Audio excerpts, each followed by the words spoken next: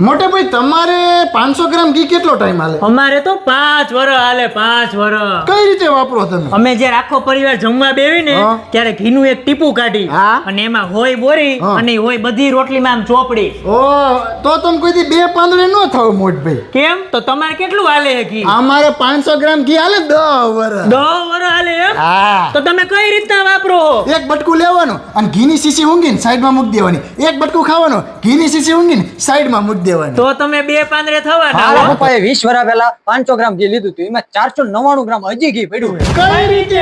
એટલે અમે શું કર્યું ભાઈ ખબર? 20 વર્ષ પહેલા 500 ગ્રામ ઘી લાયા હતા, એને શીશીમાં ભરી દીધું ને પછી માથે મારી દીધું ઢાંકણું ફૂલ પેક, અને પછી રોટલી બને એટલે માથે શીશી ફેરવીને સાઈડમાં મૂકી દેવાની. તો તમે 4 પાંદડે થવાના મોટા ભાઈ. ફાઈન. આ આઈડિયા વાપરવો પડશે. પણ મારે શું, મારી બૈરી રહી ને એનો હાથ બહુ છૂટો, એટલે 10 વર્ષ હાલે. અમારે તમારી બૈરી નો બહુ હાથ છૂટો. બહુ 5 વર્ષ તો ડબલા ઝાટક કરી નાખ્યા બહુ કેવું પડે ભાઈ.